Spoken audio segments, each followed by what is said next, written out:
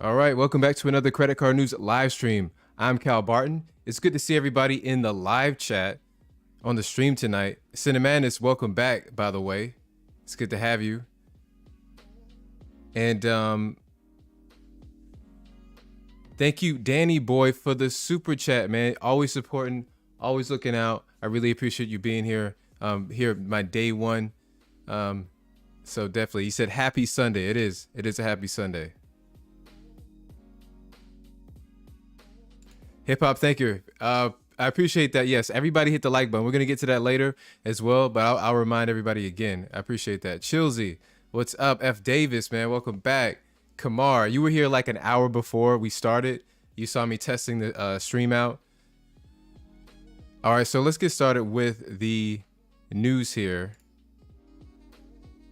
Let's get into it. Okay, so Powell, which is the Federal Reserve Chairman, Powell signals increased rate hikes if economy stays strong. So the Federal Reserve could increase the size of its interest rate hikes and raise borrowing costs to higher levels than previously projected if evidence continues to point to a robust economy and persistently high inflation.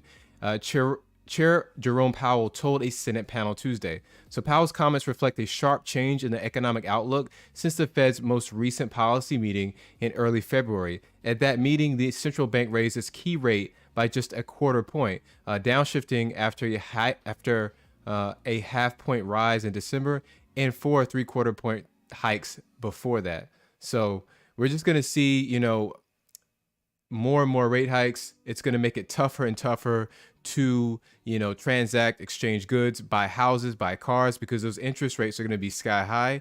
It's going to make those payments extremely tough to manage, right? I'm in the market for a house right now, and it's just really challenging to make the numbers work when you're trying to buy a big ticket item like that, and it just adds like hundreds of dollars, sometimes almost $1,000 to the monthly payment, and it makes things that were previously attainable less attainable today. You might not be able to afford that house that you did last year just because of the kind of unfortunate state of the interest rates. So let's go into the next story. Why you should avoid buying a gift card from display rack at the store. So in 2021, the Federal Trade Commission, or FTC, reported that gift cards were the top payment method for scammers, leading to reported 148 million stolen from consumers. And scammers will target display racks of gift cards, especially when the rack is out of sight from cashiers or pharmacy counters. They will then tamper with the packaging to take off any film strip, record the gift card and PIN number, and then cover up their tampering. Some scammers have even used fake barcodes as a sticker covering up the gift card's real barcode. Then they set up a computer program that has an algorithm that follows these cards, and when any of those cards are manipulated like that, go to the register for activation, the criminal is pinged and they are able to drain the funds off of that card. That is super interesting. This is my first time seeing the inner workings of how they do things. So they're able to see when the transaction goes through and when it's actually officially activated, and then they know to get ahead of it and go ahead and drain it before, I guess, the customer who actually bought the card is able to access the funds, are able to use it. That is insane. Let me know if that's ever happened to you. Have you ever bought a card that was already like drained and you found it didn't work? I've never had that happen, but again, I don't buy like gift cards. I really don't see the point of the gift cards. A lot of people use that for like Christmas gifts, right? I feel like it just shows a lack of imagination, a lack of thoughtfulness. You might as well just give them cash money, right? At that point, just transfer them via, Cash App them some money as opposed to get a gift card. Now you're just saving some time. They get the money and they can use it for whatever they want. Gift cards are really limited as to where you can use them. And oftentimes, we covered this a few weeks ago, that these gift cards are not being used totally. And people are leaving $25, $50 on the gift card, forgetting about it, putting it in a sock drawer, and then letting it waste, and then they'll eventually expire and you'll lose that money, and then the company gets to pocket that. So gift cards, what you can do in that case is go to maybe if it's a Visa or MasterCard gift card, then you can use that towards an Amazon, your Amazon gift card balance. And you can just drain all the funds into that. So, you can use it for any purchase that you want, since they have hundreds of millions of, items there you can use. Or you can use cardcash.com, a website like that, so that you can resell what's on that gift card for a little fee, and you're able to extract all the money off that card. So next, credit card debt is at an all-time high, putting households near a breaking point. So more consumers are leaning on credit cards to afford increasingly expensive necessities like food and rent. That's a shame. That helped propel total credit card debt to a record $930 billion at the end of 2022, at 18.5% spike from a year earlier. According to the latest quarterly report from TransUnion, the average balance rose to $5,800 over that same period. Delinquencies are already on the rise, and a delinquency is a payment that's 60 days or more overdue, and credit cards are one of the most expensive ways to borrow money. Currently, annual percentage rates are around 20%, and that's an all-time high, guys. So yeah, you definitely don't want to be carrying a balance. So, I heard the finance guys, or whatever they're called, one of the other YouTube channels, describe using credit cards as like juggling chainsaws. Okay, so it can be very dangerous if you carry a balance. If you're using it for over that 25-day grace period, then you're going to be paying that 20% interest rate, and it's going to cost you way more money to use the funds that they give you. It's going to make that purchase a lot more expensive for you. So you definitely don't want to be juggling. If you're juggling chainsaws like we are in this community as an enthusiast of credit cards, then you want to be a good juggler. All right, you want to catch every single chainsaw, and you don't want to get cut. All right, you don't want to get any limbs lopped off. All right, so next, CFPB's bid to curb late credit card fees faces strong opposition. So that's the Consumer Financial Protection Bureau.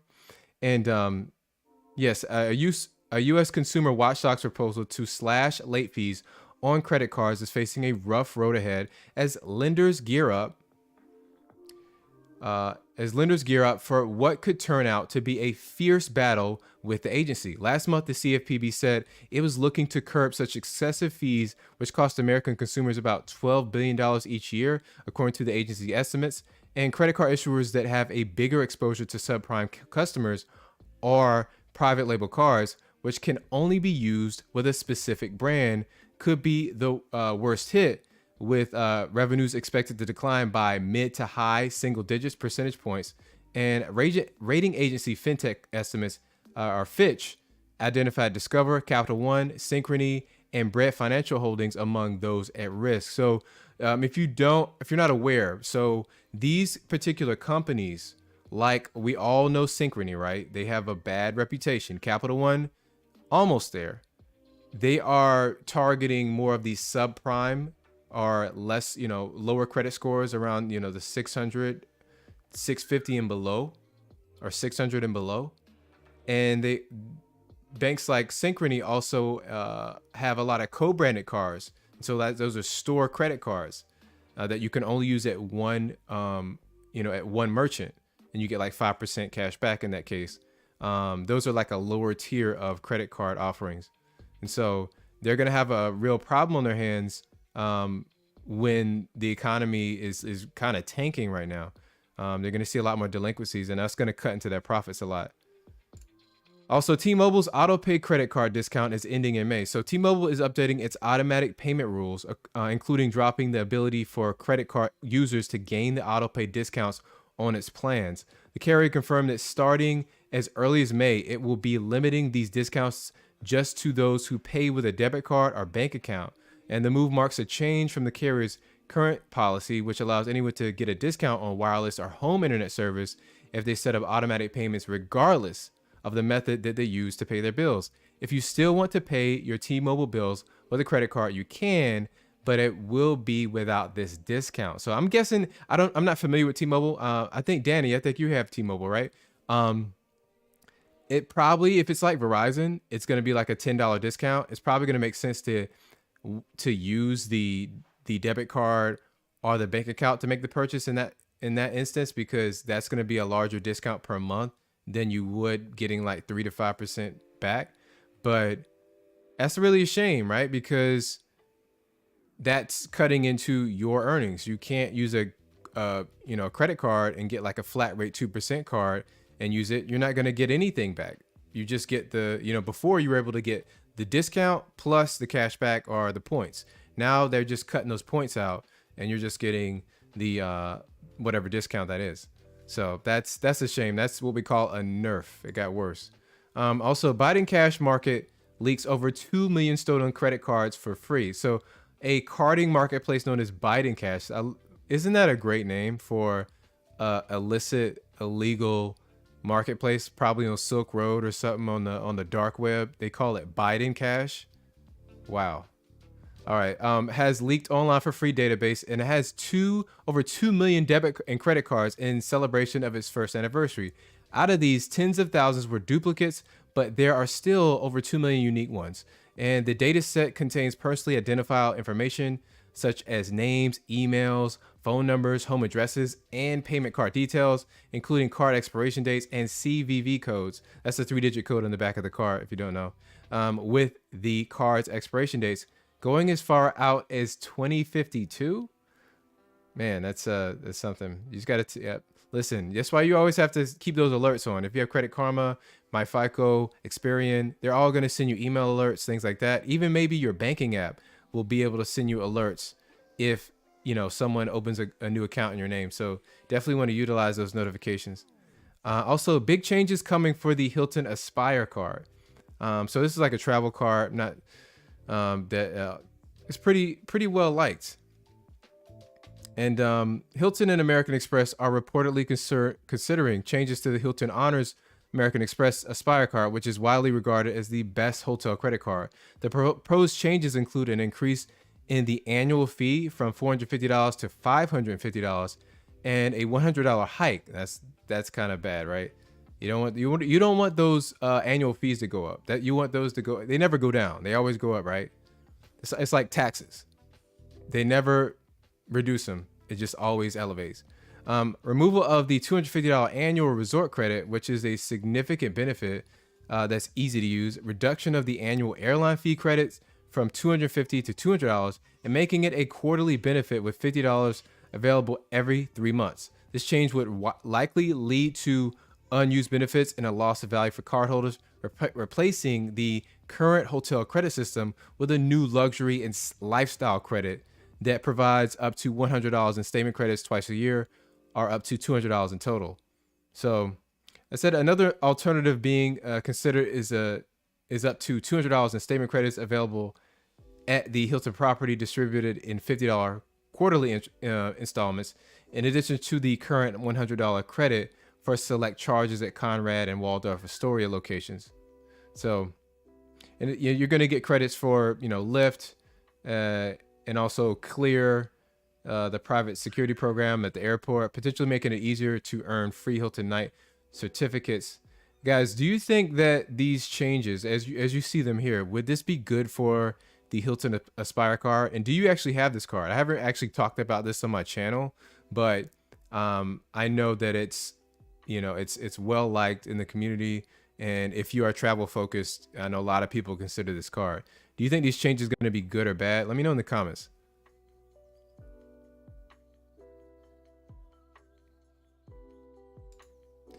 Next, we have Capital One Premier Collection. The hotel program is live. So it's called the Premier Collection, and it's a new program from Capital One.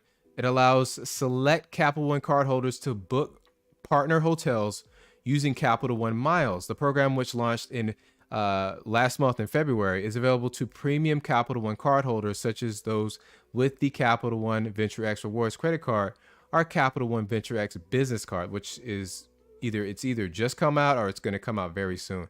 And listen, I have the Venture X. If you got the Venture X, go ahead and list that in the comments. Just go ahead and comment X. Just put the letter X, capital X, if you have the Venture X. Definitely, that's my only annual fee card, and I definitely have been liking it so far. The collection offers benefits such as daily breakfast for 2, bonus miles on paid reservations, and the option to redeem Capital One miles to pay for the stay. Capital One has exclusive partnerships with luxury hotel brands such as 1 Hotels, Six Senses, proper hotels, and more. And cardholders can also earn 10 miles per dollar when paying with their card and receive a $100 experience credit that can be used for dining, spa treatments, and other activities during their stay. And so I've never actually used features like this. This is my first like ultra premium card. So I could definitely see myself using the $100 experience credit. Hopefully it works, you know, almost as well as it seems like it is, like it does written down. Hopefully it's not like you get to the hotel and they have very limited options, or there's a lot of like little caveats or restrictions on where you can use the $100 credit. But if that's not the case and it actually works, then I should be happy with it. So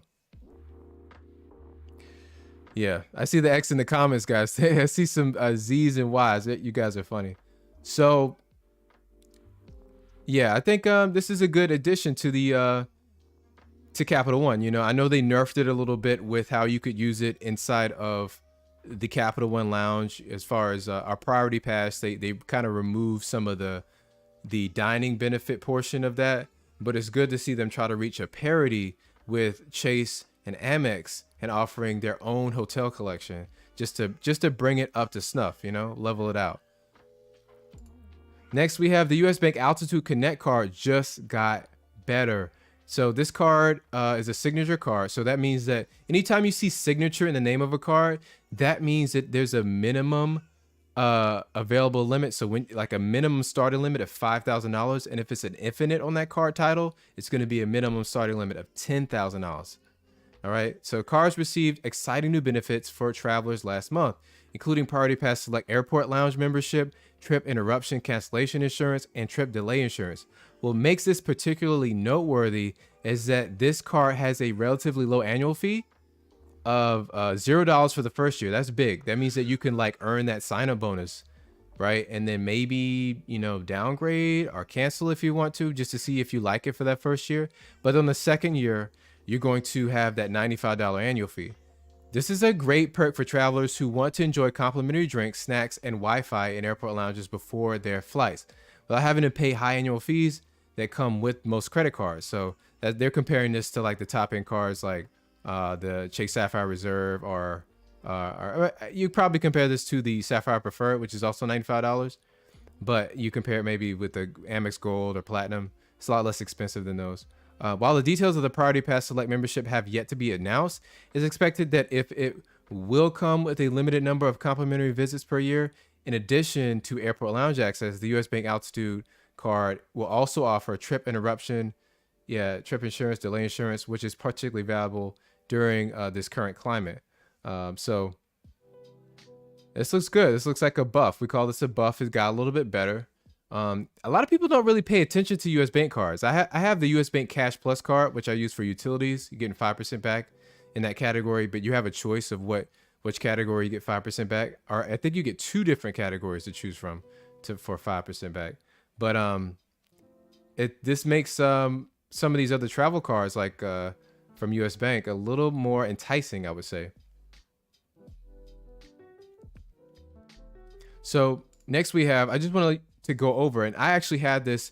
If you haven't yet, go ahead and sign up for my newsletter and go ahead and get your 12 free credit limited hacks cheat sheet in the pinned comment on this stream. Okay, that's a cheat sheet that just shows you those 12 different ways, different methods and strategies to increase your credit limit, and you know, go ahead and in turn have more available credit to use for the things that you want, and lower your or raise your FICO score in tandem. But I put this, you get access to my newsletter, and this is on my last issue. I said, see your credit limit before approval. So these are the 9 cards or so that I've found through my own testing that will show you your starting limit before you get approved. So it's just a soft pull, and they'll show you your limit. And 9 times out of 10, I mean, and most times 10 times out of 10, they will approve you for that limit. And you can see we got the Apple card, and the limit that you see here is what I personally got approved for. Okay, or pre-approved. I have the X1 card and the Tomo card right now. I don't have the other cards. I never got fully approved. I never accepted the offer. So the Apple Card at $2,500, GM Rewards at $8,000, Deserve Digital at NA because I at the time I had too many inquiries on my credit report, so I didn't get approved for that. I didn't get pre-approved. But I've seen other testimonials that say that it also shows your starting limit. The X1 card I got approved for $15,500. The Tomo card, which is more like a credit builder card, for $2,000, and Patelco. These are the credit unions. Patelco is based in California for $10K. FNBO for $9,400. Nassau Federal Credit Union $25,000. It's huge limit, and Dover Federal Credit Union at $20,000.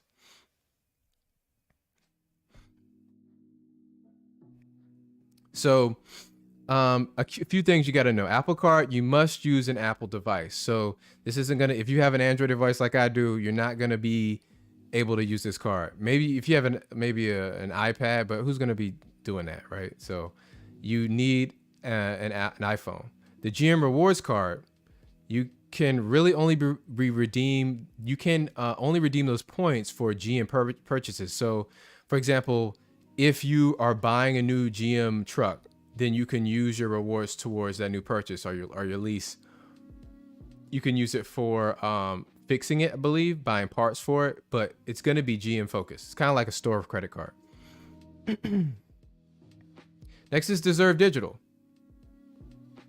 This is a digital wallet only card. So this is actually really different. There's no physical card. You will not be, it will not ship you a card to your home address. It's only available on Google Wallet or Apple Wallet.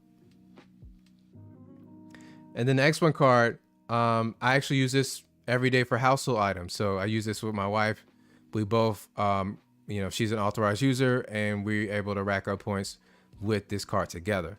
The Tomo card actually is a credit building card. It behaves like a charge card. So it's going to force you to pay it every week, but it reports to all three credit bureaus.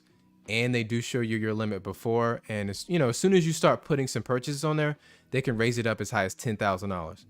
FNBO, which is a credit union, has been showing up as geo restricted. So early last year, I got approved for $9,400, even though I'm in New York. But now, if I check today, it says geo restricted. It says you're out of our marketing area.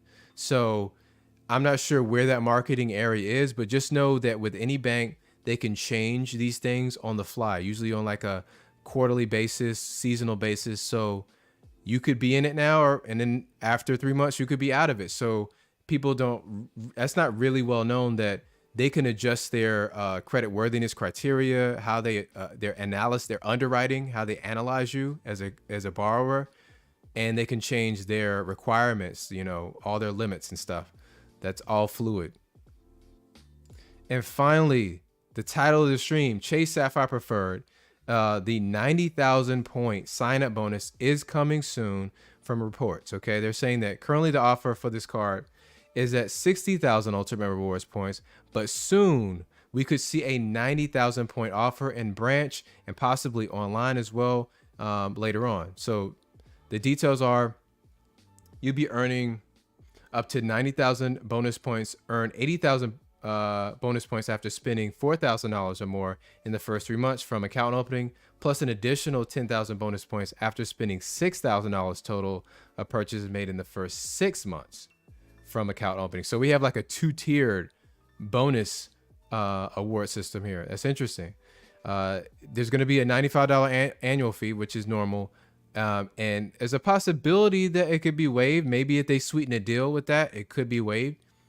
And this would be one of the best offers we have seen for the Chase Sapphire Preferred card. And the highest ever bonus was 100,000 points a few years ago. So that's equivalent. So if they were to offer the 90,000 points, that's equivalent to $900. Huge. That's massive. And then when you tack on the 1.25 or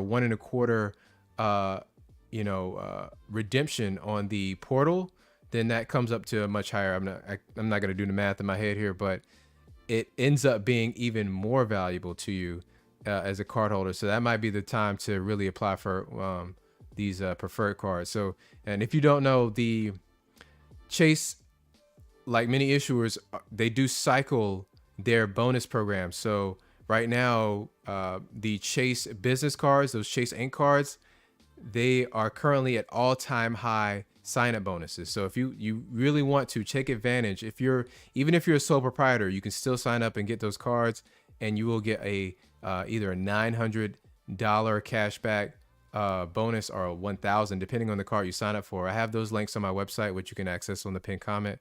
But those are going to be ending soon, later this month, I believe. And it seems like they're going to rotate those out and then rotate in the Chase Sapphire Preferred bonus that's at an all-time high. So they really want to get you in the door. Just remember the Chase 524 rule. You can't have been approved for over 4 credit cards in the last 24 months or 2 years and to get these cards. So you got to have low inquiries on your Experian credit report.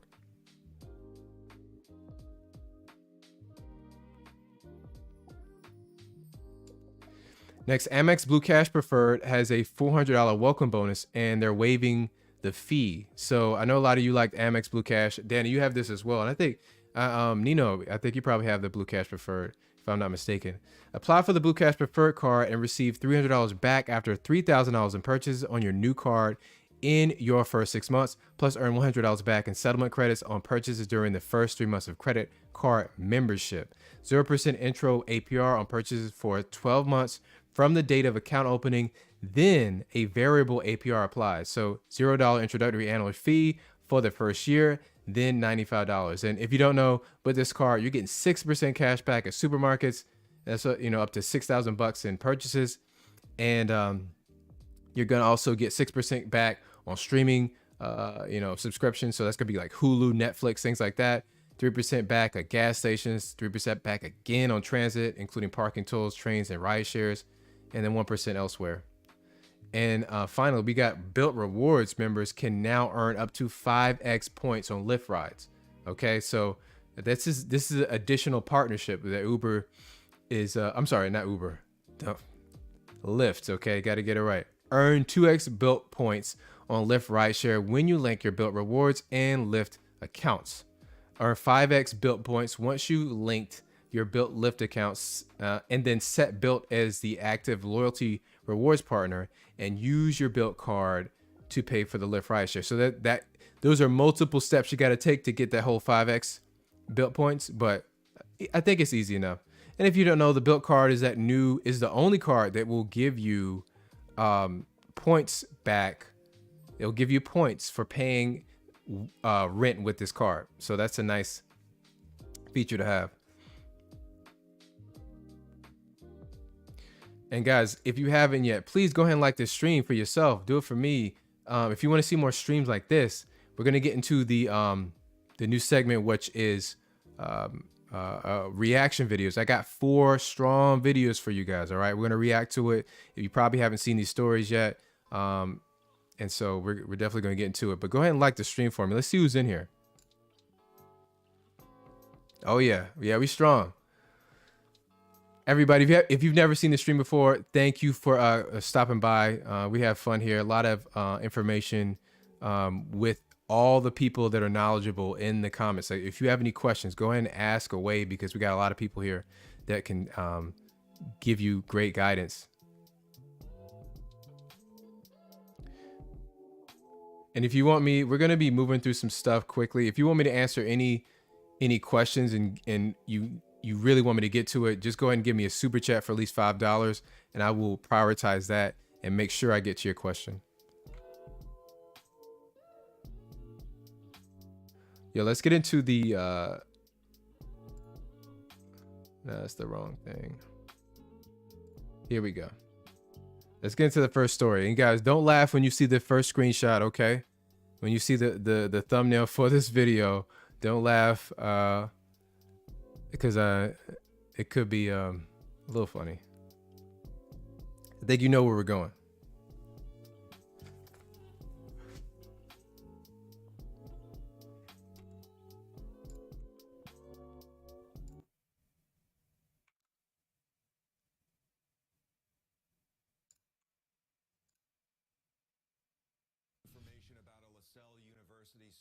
Accused of running a scam to steal close to $1 million.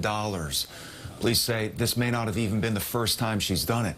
WBZ's Christina Hager is live tonight in Newton, where the $1 million? $1 million. That's a ton of money, especially did they say the age? 19 years old? My goodness. Wow. Let's keep going. Suspect went to college in Christina. Ariel Foster did appear in court today, correct?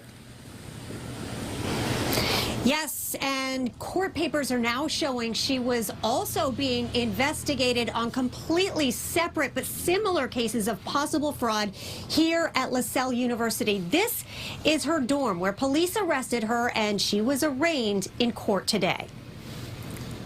Ms. Foster, good morning. Walking into court, accused of stealing as much as $1 million. That's a confident walk, by the way, right? That was a brisk, confident. I mean, like you see, she looks like she's a runner. She's a track star, right? I mean, she means business, okay?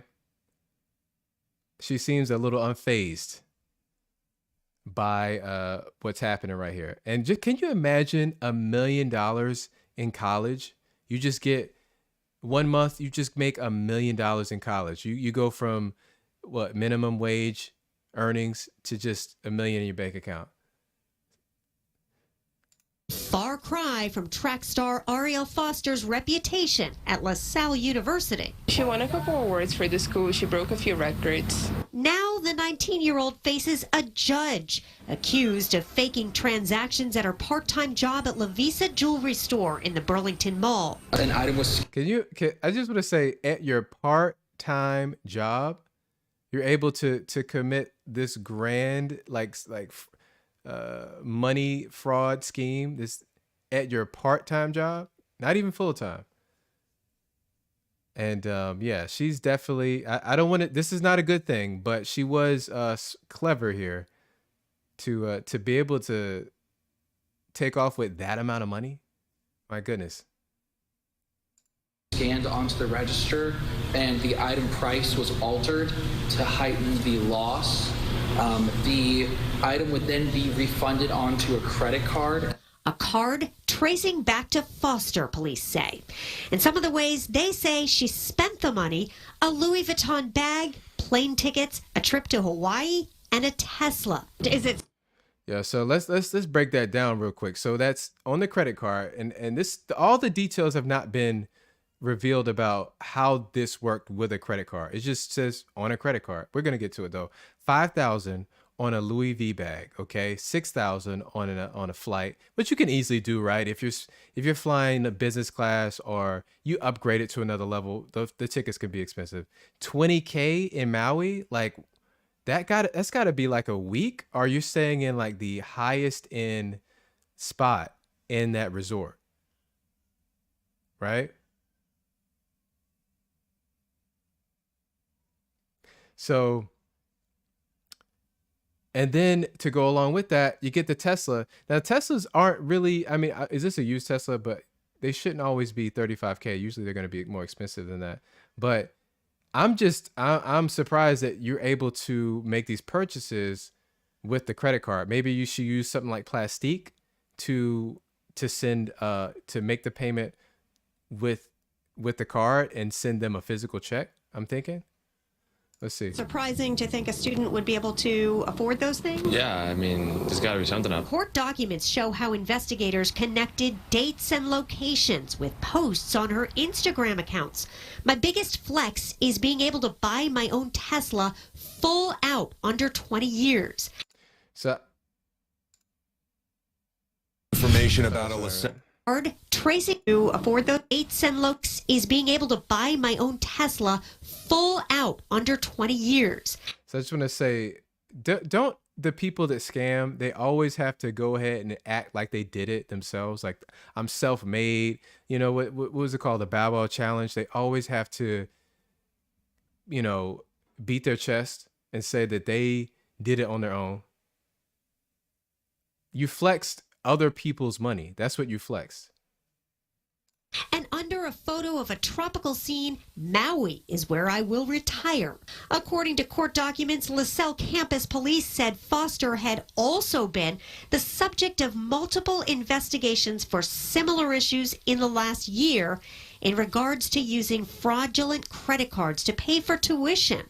Police searched her Dorchester home, where neighbors say they saw the Tesla parked. They also searched her college dorm. So I just want to say, how do you keep your part-time job? I mean, they're quick to let you go anyway. How do you keep your part-time job with these charges pending? I mean, maybe they weren't made aware of this, and it didn't reach that point yet because you already have the job. But it just this thought just came to mind. It's the fact that like a college student buying a Tesla, like fully buying a Tesla, it's a little suspicious. The police report says Foster eventually said she would take the blame, saying, "I'm sorry for what I did." She is now out on $1,000 bail. Live in Newton, Christina Hager, WBZ News. Yeah, so, there's a few things, if you don't know about credit cards, is that, there is a top end available credit limit for most cards. Like maybe you have a business card, but to even get, let's see, to the most credit cards for consumers top out at about $25,000. Even if you go to a credit union, for example, Navy Federal, which are known for they're known as the house of high limits. The limits are only going to go up to, 30 and maybe 50,000, depending on when you apply, depending on how they're, lending at that point. And how, that, I guess she could have done it if you kept it under 50K, but it's hard to believe that a college student would be able to get a card with a limit that high. And let's think about the other thing. How do you get the refund onto the credit card? And it would put that into a negative balance. How far can a credit card go into the negative balance territory before it triggers a red flag or before it becomes, unable to do that? Like it basically stops you there as like a failsafe. All right, so guys, I just thought this is making rounds across the country. I thought it was an interesting story. Here's the next one. Tonight, our investigators are looking into consumer complaints about tech-based banking services that aren't actually banks. Accounts unexpectedly close or drains, customers' cash seemingly disappearing. Savannah Levins explains how you can protect your hard-earned money. In the age of technology, tech-based banking apps have millions of fans. Lowering or eliminating overdraft fees, the adoption of being able to get a paycheck 2 days early, that was one of the early draws of the financial technology companies. But many customers like Eva Potter say those promises aren't being kept. You're supposed to be able to get paid 2 days early. And how often did that happen? 0 times. Okay, let's stop it right there. So listen, fintechs, a lot of people are using them these days. I use SoFi, which is a fintech, but they actually are a bank now. So they made the transition. They're a publicly traded company. They do have a reputation for kind of being a little fly by night. The ground is shaky. The economic times are shaky, and they don't last as long as, a big bank like Chase or Capital One. So it is slightly more risky, but you got to remember, these are FDI insured accounts. They act as a front end to the actual bank that they're partnered with.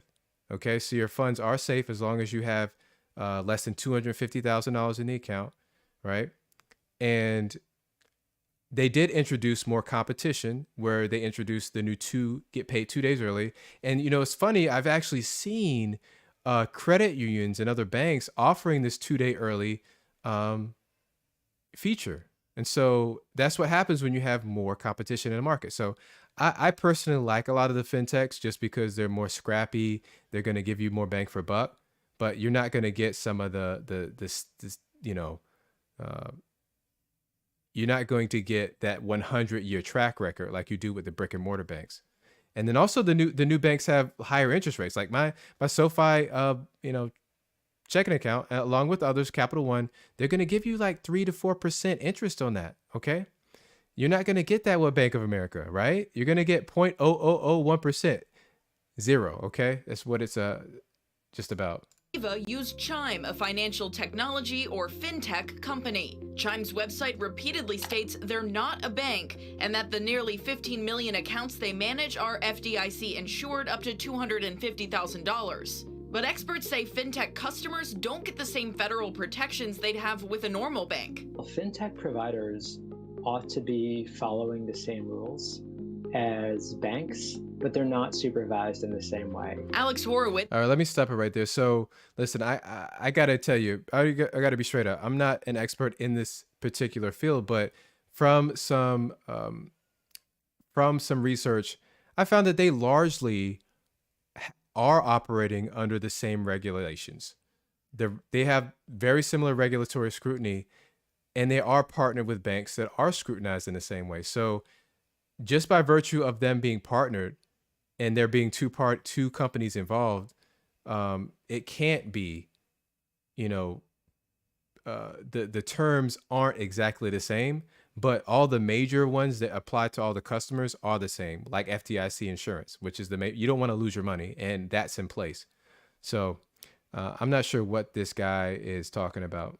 It works for the Pew Charitable Trust's Consumer Finance Project. He says they're clocking complaints from fintech customers who say their money has been delayed or even disappeared with little to no explanation. There's certainly been more notice because of the complaints from consumers. It's been really, really scary. Not knowing, are we gonna make our rent this month? Are we gonna afford our groceries this week? How are we gonna pay to keep our heat on?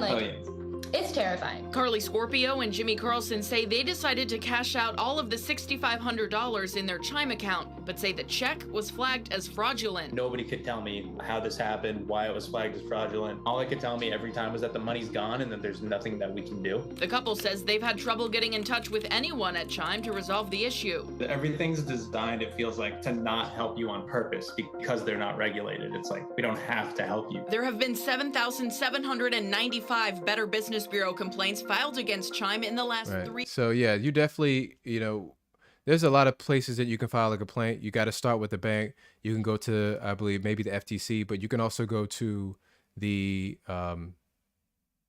your attorney general locally. You can look them up. You can go to the Consumer Financial Protection Bureau, file a complaint there. And if you do file a complaint with them, they have to get back to you within 2 weeks. All right. So if this situation, something like this happens to you, there's a myriad of places that you can go to file complaints and try to get the ball rolling. But for me personally, I have not seen this hasn't happened in my experience. I've banked with a few different fintechs, and I've never had my money lost. But listen, they'll be able to get their money back. This is definitely unfortunate. 3 years. More than half of the complaints coming from Georgia were from people unable to access their money or had their accounts closed unexpectedly. The zip codes filing the most complaints in Georgia: 30233 Griffin, 30038 Lithonia Stonecrest. To the federal government. Because the bank regulators only cover banks, really the only federal regulator here is the Consumer Financial Protection Bureau. They accept complaints from consumers when something goes wrong. For many, it's been a hard lesson learned to read the fine print. Neither one of us knew anything about fintech companies until all this happened. Yeah, they have to be held to the same exact accountability that a big bank does. And that's... Listen, I believe the CFPB just fined Credit Karma, which is not a bank, but I think they actually do have accounts now. But just fined them $3 million for some shady tactics during their email newsletter campaigns, trying to get people to sign up for credit cards. They're going to be on it. Yeah, I haven't seen. I can pull up endless stories about Wells Fargo, Bank of America, right? They've had issues with closing people's accounts down. So, there's no foolproof method of circumventing some of these issues for people. If you're doing business with a large amount of people, there are going to be issues arising. I wouldn't put this on all fintechs. Next story, guys. We're going in on the next one. Yeah, DJ Bruce Wayne says, stay away from Chime. I hear you. I don't personally use Chime. I think it's more of a credit building, system. and they have the credit builder card, and they have ways for you to save, things like that. But I think it's more for people who need to build credit. For a New York woman, cleaning out her closet quickly turned into sophisticated online fraud and a big chunk of change gone. I figured I'd list them on Facebook Marketplace, something I've done numerous times. Sam Silverman posted the pants for sale on Facebook Marketplace. She says a buyer agreed to the price, and then what looked like official correspondence from the payment app Zelle. We got Zelle in the picture again, guys. I mean, you can see where this is going, right? We got Zelle happening, so you know what's going down. Zelle arrived in Silverman's inbox. I was getting very legitimate looking emails. The email said she needed to establish a Zelle business account and make a $300 initial transfer to the buyer, who would then credit her back the difference. Okay, that's the red flag, guys. If you don't know, with any peer-to-peer transfer app, especially, with Zelle, it's the most used, so it's going to be in the news a lot. Anytime you're requested by anybody to transfer money, don't do it. If it's your bank, they will move your money wherever they need to. They will do it on the back end. They have full control of your money. You don't have to be involved in that process, okay? Transfers should never have to happen, especially to the buyer. Why would you ever give the buyer money? That makes no sense, So that's a tough call. $300 would hit all of us, all of our pockets. Sam says the stranger never sent back the money. Had I taken a deep breath and, waited 15 minutes, maybe I still would have $300. I think this is just another example of you in the moment. I wouldn't say she's greedy, but the sell, just getting it done and getting the money, overshadowed her judgment, her better judgment. We've had reports on our scam tracker items not being what they're supposed to be. In some cases, people sometimes don't feel safe selling and buying in such a public forum. And they warned the crimes can escalate to violence. In Brooklyn this weekend, an off-duty policeman shot when he met up with an alleged assailant reportedly to buy a car he arranged through Facebook Marketplace. Authorities arresting the suspect overnight, charges yet to be announced. In October, that's really sad, guys. And I saw this. I followed this pretty closely when it happened. It was like a month ago, and it was sad because the officer died, and this happened pretty close. I'm in New York, and he had like $25,000 cash on him to buy the car. And how do you navigate situations like that? I know conventional wisdom tells you that you've got to go to a police station's parking lot or go to an open, well-lit area in a busy, well-trafficked place. But even if you do that, you still have 25,000 racks on you. So you're going to be a huge target. They know you're coming with the money. And there's no protections on cash. All right, there's protections on your card, but there's no protections on cash. So that's real dangerous, especially in the mean streets of New York, guys. It's getting a little worse here this year, so it's very sad.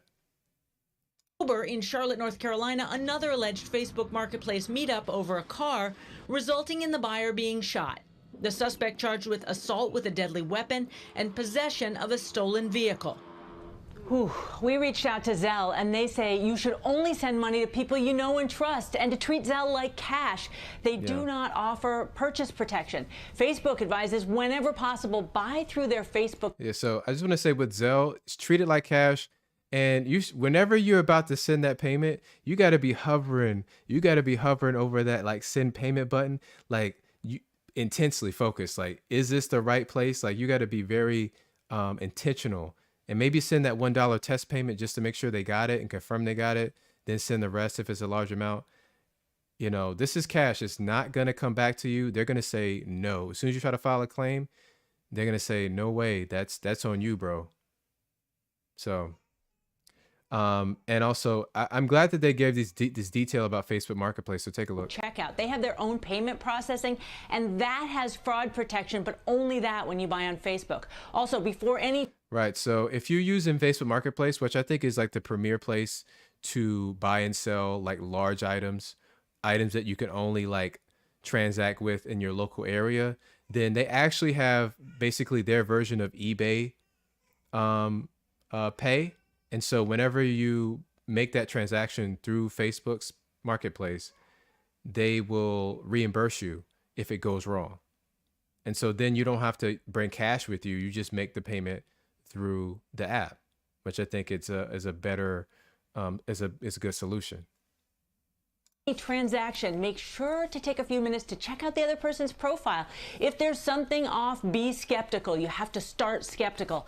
They also say if you are meeting in person, choose a well-lit public area, maybe someplace that has security cameras installed. Yeah. And many police stations now offer safe exchange points in their parking lots. It's a really smart idea. Yeah, that's a huge tidbit right there. Maybe you call your local police department, see if they can facilitate a safe exchange and kind of be, present. That'd be awesome. I feel like the cameras are not going to do much in New York just because people are going to commit the crimes even with the cameras present. That's how they do it here, but they're pretty brazen.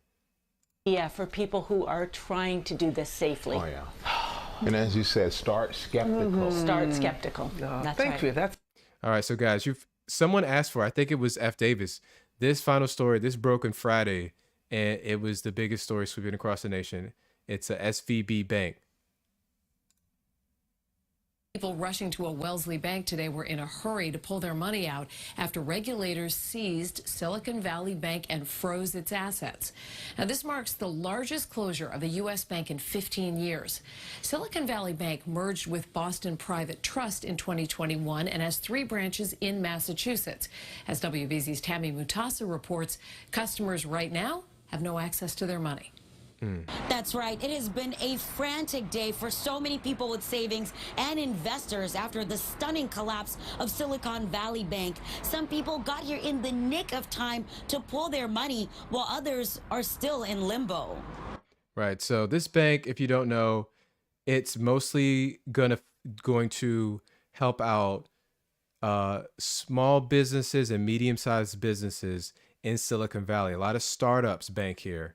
I believe that 97% of the depositors had over the $250,000 FDI insured limit. So basically, you have banks, not people. You have businesses who store millions, tens of millions of dollars per business in this bank. And so they're well outside of that $250,000 FDIC insurance limit. So this money is going to be, it might be lost.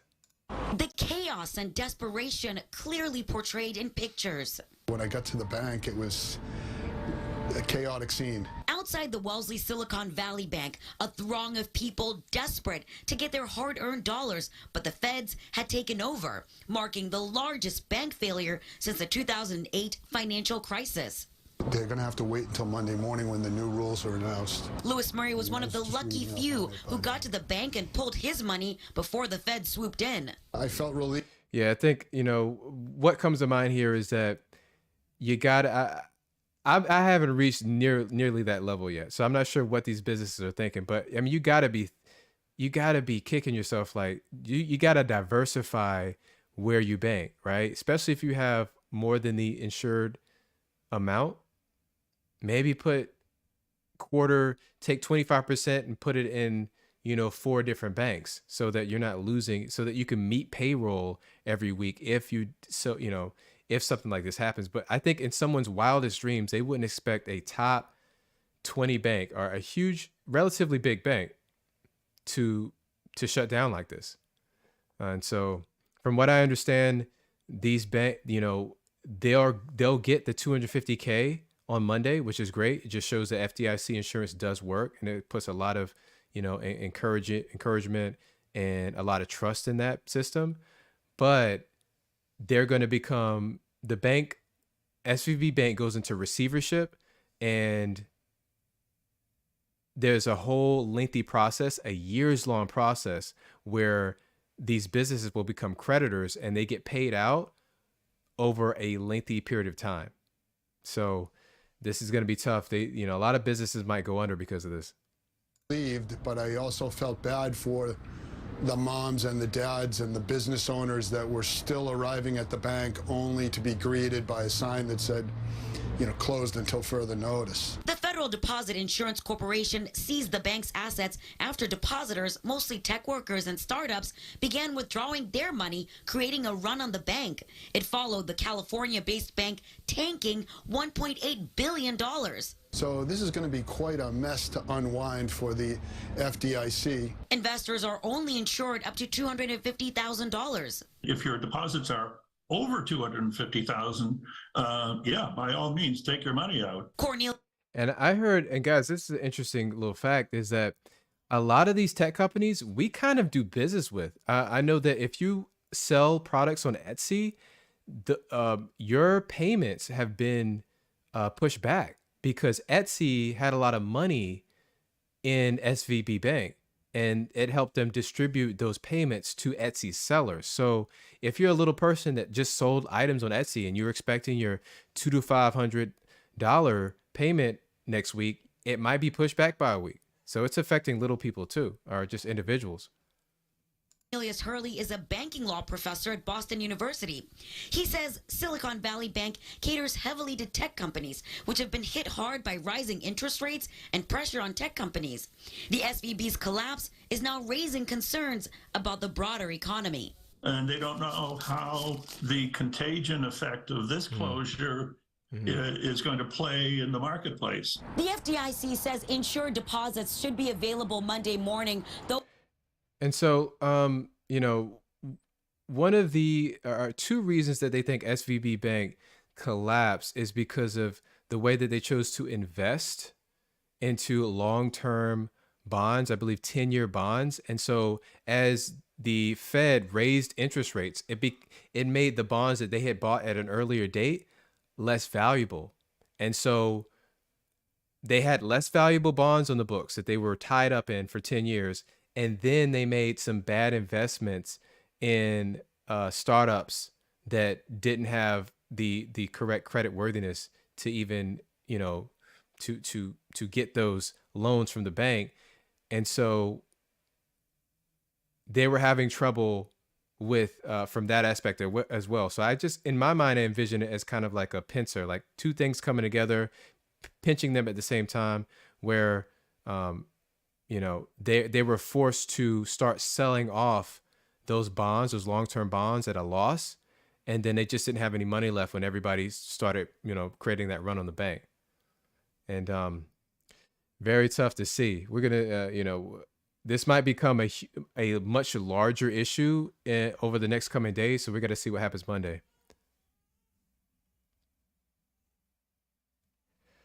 But guys, that was the segment. If you haven't yet, you can get the 12 free credit limit increase hacks cheat sheet in the link in the pinned comment. And let's talk about it. What are you guys doing? What are you guys up to? What was the biggest story? What story hit the hardest? What are you concerned about?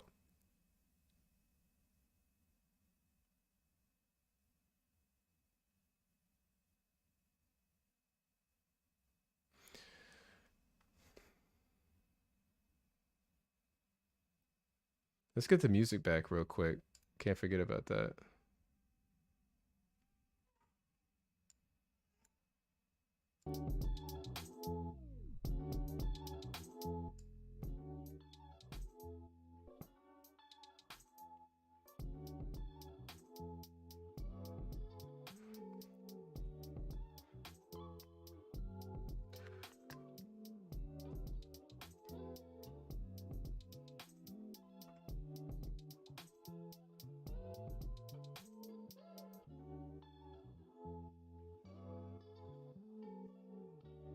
So Richard Calaby, what's up, man? So you said that,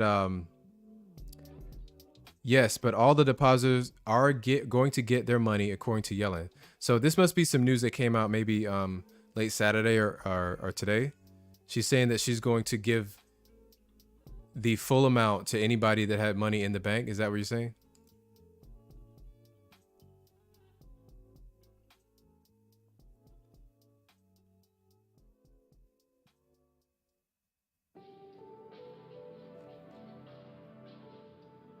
Oh, it came out right now. So as we do this stream, so we got breaking news. Thanks, Richard.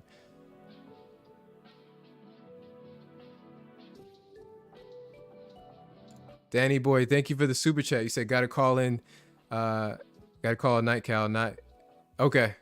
Good night, man. Good night. Thank you for attending the stream.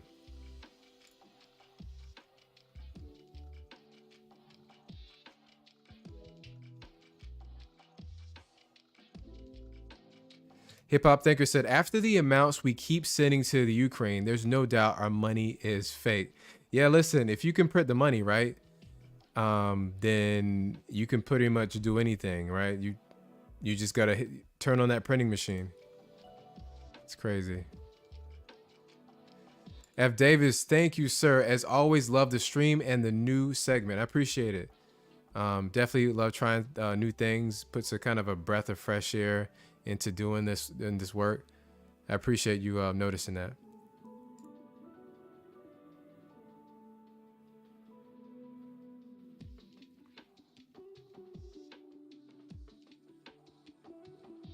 Listen, that's great. That's great news that they're going to shore up the all the different companies, because I think they made a really good point on the All In podcast that these companies are doing huge work. Some of these companies are doing work in the healthcare field, space field, for the federal government, you know, things that could impact, you know, the whole world.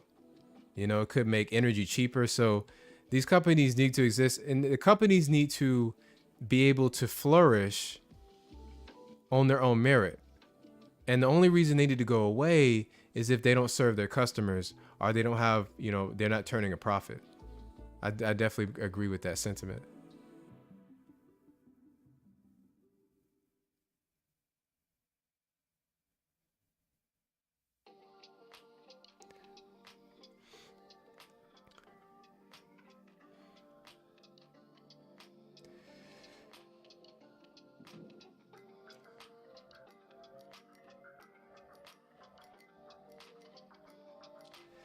But guys, listen, I do this every Sunday at 7 p.m. So I'll be back next week, 7 p.m. same time.